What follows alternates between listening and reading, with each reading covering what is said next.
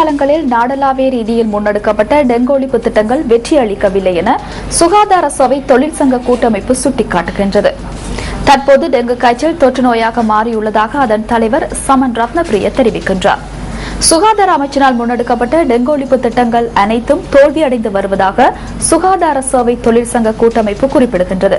குடம்பிகளின் பெருக்கம் குறித்து ஆராயும் திட்டத்தை குடம்பி நிபுணர்களின் ஊடாக முன்னெடுத்தல் மற்றும் மழையுடனான வானிலையின் போது டெங்கு ஒழிப்பு திட்டங்களை தீவிரப்படுத்தல் ஆகிய நடவடிக்கைகளை முன்னெடுக்க வேண்டும் என்ற போதிலும் இவை முன்னெடுக்கப்படவில்லை என தொழிற்சங்க கூட்டமைப்பின் தலைவர் கூறுகிறார்.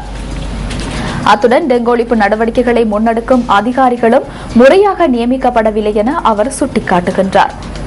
கடந்த டெங்கு ஒழிப்பு வாரம் ஊடக கண்காட்சியாகவே அமைந்திருந்ததாக சுகாதார சபை தொழிற்சங்க கூட்டமைப்பு தெரிவிக்கின்றது.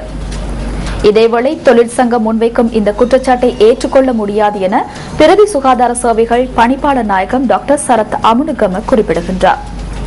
கடந்த டெங்கு ஒழிப்பு வாரத்தில் நாடளாவிய ரீதியில் பாரிய நடவடிக்கைகளை முன்னெடுத்ததாக அவர் சுட்டிக்காட்டுகின்றார். எவரேனும் இந்த திட்டம் வெற்றியளிக்கவில்லை என கருதினால் அவர்கள் டெங்கு ஒழிப்பு வாரத்தின் போது சுகாதார உத்தியோகத்தர்கள் வழங்கிய புள்ளி விவரங்களை ஆராய்ந்து பார்க்க முடியும் எனவும் பணிப்பாளர் நாயகம் கூறுகின்றார்.